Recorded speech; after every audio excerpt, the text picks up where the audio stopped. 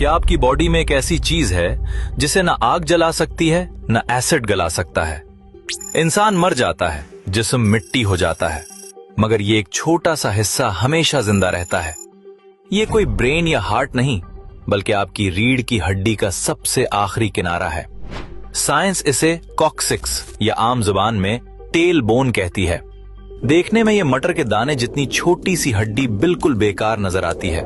Modern science इसे एक फालतू हिस्सा वेस्टिजियल ऑर्गन समझती थी, लेकिन हकीकत कुछ और है। आज से 1400 साल पहले, जब कोई लेबोरेटरी नहीं थी, अरब के सहरा में एक आवाज गूंजी।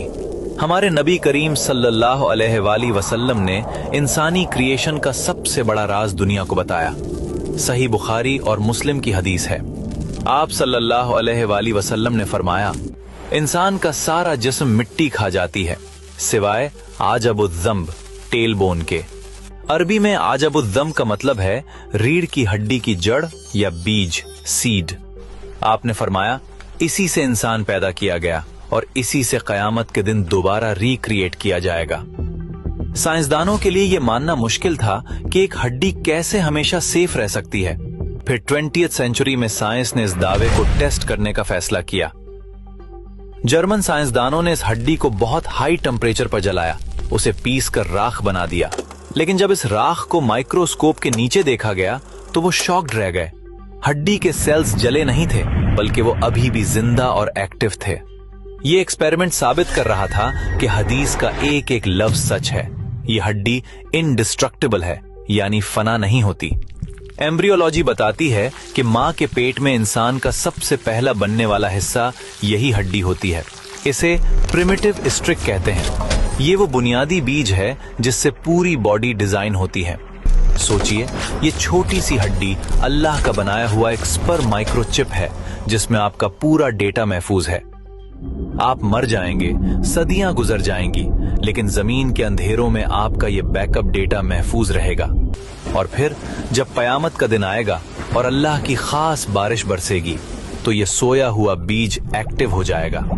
जिस तरह बारिश से पौधा उगता है, इसी तरह इस हड्डी से आपका पूरा जिस्म दोबारा रीजनरेट हो जाएगा। बिल्कुल वैसी ही बॉडी, वही फिंगरप्रिंट्स, वही पहचान, कोई तब्दीली नहीं।